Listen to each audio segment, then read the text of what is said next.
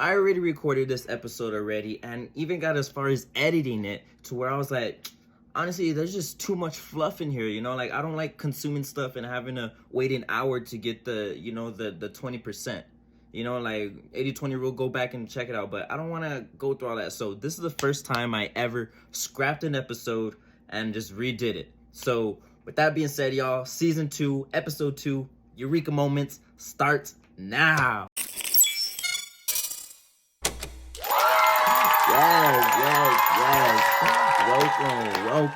Welcome back, everybody, to season 2, episode 2 of The Exposed.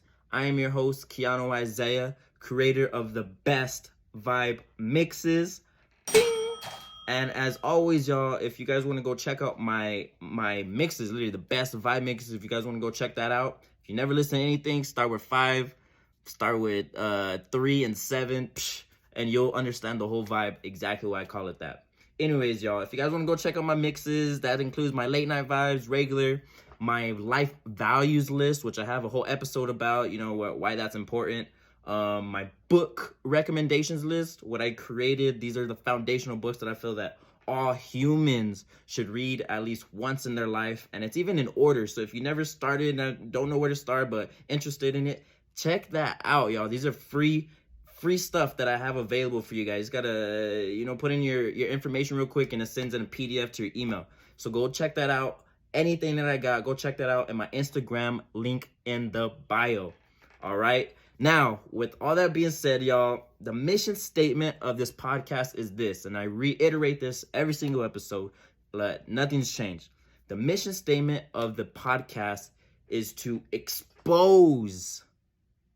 Gotta always pause for that dramatic effect. The mission statement of the podcast is to expose people to the right information. Just the things that I wish that we were taught earlier in school. This is the right type of stuff that I feel that, man, if we were just exposed to this in middle school, high school, man, like we'd be so much better off. We'd have such a better understanding of life itself, the realities of it, and how to, understand what happens, So anyways, y'all, we're back. I'm happy. We're on episode 2. Had to get all that promo out the way. But today, we're talking about Eureka Again, y'all, the Moments. Reason why I scrapped out the first episode, the first take of this episode and want to just redo it was because I felt like I was just drifting off a little bit too much away from the main purpose of this video. Season 2, episode 2 is called the Eureka Moment. The whole reasoning for this episode is to answer the question, how can we position ourselves to create a more organic Eureka Moment? It's kind of like a biohack type thing, so that's like the whole reasoning and the main thing that we're sticking to, regarding Eureka Moments. So the main story and the most common story, what everybody refers to from the Eureka Moments, is from this guy named Archimedes. This literally takes place in the 3rd century, and like I said, y'all, I already have like my notes here. If I see I'm looking over here, this is what I'm looking at. So Archimedes, this takes place in the 3rd century BC, and how this all came about was because the king of Syracuse at the time, 3rd BC, before Christ, hundreds and thousands of years ago, he asked Archimedes if he can overlook an engineering project for him, which so happened to be literally the largest project of the time. And what he pretty much was asking was that, can you overlook this project? The project is that we're gonna try and deliver a palace to the king of Egypt as a token of gratitude or something, just thank you. So he wants to see, how can I make short and simple, like what it is he asked Archimedes, can you overlook the project? The project was selling out the freaking Titanic of the time, and how can we get it over there? Long story short, Archimedes ended up figuring out the law of buoyancy, looking back, how a ship floats, literally figuring that out, because he was giving them a library, a gym. The Titanic literally had heated bathrooms, 400 tons of grain, 10,000 jars of pickled fish. All this stuff he wanted to pack inside the thing just to give it as a gift to the king of Egypt at the time. But how this story plays a part, I was going more into it before, but how the main reason why this comes apart is that one moment when Archimedes was just, going to the normal bathhouse, He goes in there, gets ready, he warms it, fills up the tub, and as he notices, whenever he sits in it, he sits in the tub that's already filled up, and he notices that the level rises. At that moment, specifically, whenever he sits in the tub and the level rises, Archimedes goes crazy. He has that Eureka moment to where he was, the moment was so intense that he literally jumped out from the tub. He's like, oh crap, I figured it out. He jumped out the tub and went streaking, literally butt ass naked down the street, yelling out, Eureka, Eureka, which translates to, I've never said this in an episode, but Eureka translates to I've got it. We're trying to biohack. How can we get more of these I got it moments? That's the main story right there. Archimedes sat in the tub. He notices the water was rising. He's like, I figured it out. So intense that, of course, this was the biggest project of the time. So it was so large that he was, that's how he acted out. He acted out by going out and going streaking, yelling out Eureka down the street, butt naked. So that's the most common story about this. But that's the story behind it. That's kind of how it all came about. But we're going to go into the science of it. Again, like, we're not talking about the story. We're talking about the science. How did Archimedes get that aha moment? How did he get that I've got it moment, the Eureka moment, where he's like, oh my God, this is it. He put 2 and 2 together. We're going to be talking about that. And it's all based off this book called the Eureka Factor. All right. And see how this is like big and how it like all kind of like plays out into this thing. That's why I was just overlooking it too much personally. But we're going to be talking about the Eureka Factor. Pretty much the subtitle of this thing is How the Brain Tackles Tricky Problems.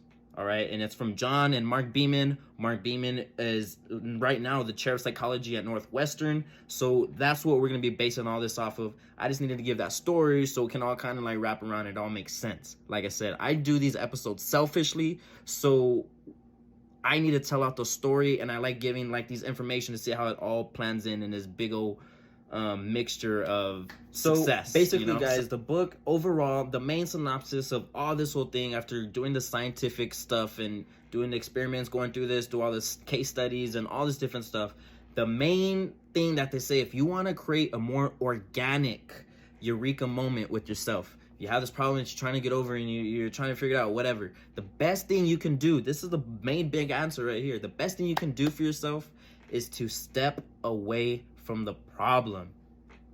If you're having a hard time punching in, you're not getting, you're trying to fit a square peg in a round hole, with your ideas and how you're coming up with solutions, step away from the problem. That's the whole big idea of this. You can literally stop this episode right here. Just step away from your problem, go do something else, wash your dish, put away your clothes, go do some other stuff, and then come back. You'll have a more refreshed mind. If you want to stop the episode there, that is the main takeaway. Just do that. Now, the more detailed part of this thing is, like, I like getting into all the extra details. So why, whenever I step away, what happens there? Why does this, this is the rest of the episode right here. So stick with me. But like I said, y'all, the biggest takeaway of this book, biggest takeaway is episode, book, biggest synopsis, Eureka moment, step away from your problems and you'll have a better chance of creating that, I figured it out. You'll have a better chance of creating that moment. So that's what I'm saying about that. The rest is for the people like me, more intellectual. Why stepping away does that? What happens during this time? That's what's happening right now. Getting into the book a little bit and more of the solution and stuff like that. So why what happens whenever I step away? Why does I increase the probability of Eureka moments? So what happens and what they talk about in the book is that, so whenever you step away from the problem, what happens is this incubation period. And there's 3 things that could trigger this during the incubation period. The first thing is that the more you stick and focus with it and try to maul it and try to like I'm telling you, you're trying to fit the square peg in a round hole with your ideas and the thoughts and the whole solutions with this whole thing. So if you're trying to just figure it out right now, and it's just not working, you're trying to force it, what they say is that it could actually be counterintuitive, because you can be suppressing other ideas that could help.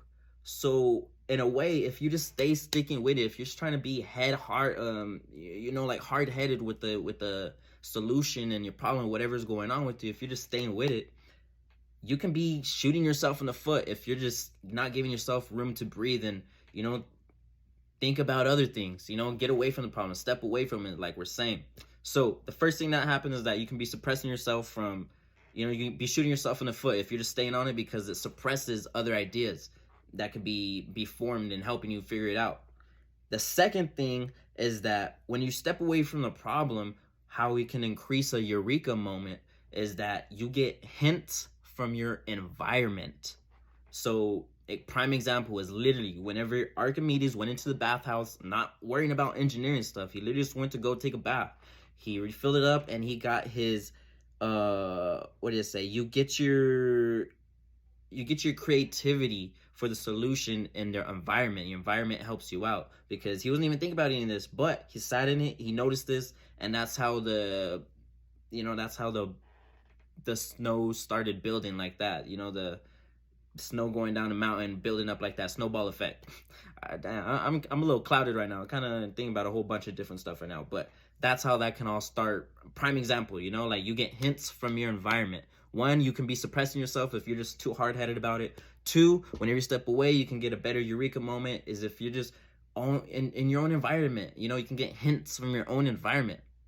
All right, anyways, and what they talk about in the incubation period, part 3, the other thing that could happen and other probabilities, this is the one that's the hardest to prove, but the one that we believe the most. Like, this is the one that makes the most sense, but it's just the hardest to prove. What they say is that whenever you step away from the problem, your mind is still mauling the problem, still trying to figure it out, but in a subconscious level. Okay, so you're literally working on the problem. Your mind is figuring out because it's already attached to it. It's already such a big deal. If it's a big focus, you're gonna be focused on it like that. Anyways, so that's the third thing that can be happening during the incubation period. You know, suppressing yourself. You can be shooting yourself in the foot because you're suppressing your own creativity of solutions because you're working too hard in one way. You're too hard-headed about one way. Second thing is that you can get hints from your environment. So step away, and then you'll have a bathtub Titanic moment, you know, and you guys understand all that. The third thing is that whenever you step away from the problem, what can be happening is that your mind is finding out the solutions in a subconscious level. Okay, so that's what happens during incubation period. Why step away? These are the 3 reasons why. I just gave it out. Now, how to get the next question, you know, because there's levels to this. Now you understand the story. Now you understand an incubation period. So now, how can we take advantage or get the most juices out of the incubation period? How can this help us right here? So now that we know that the incubation happens, now we're going to ask the final question is that, so how can we get the most out of our incubation period?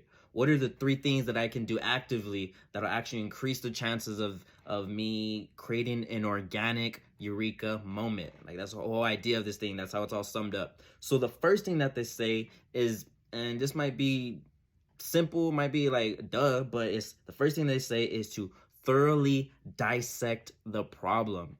You know, like actually go work through the obvious answers. Literally, if you have a problem on how to change a door, work through you know, how to take a door off the hinges or change the knob in it or whatever. Work through the obvious problem and you'll figure it out. You know, I'm just using a super simple example, but I'm just saying, whatever problem you got, whatever you're trying to figure out, work through the obvious answers.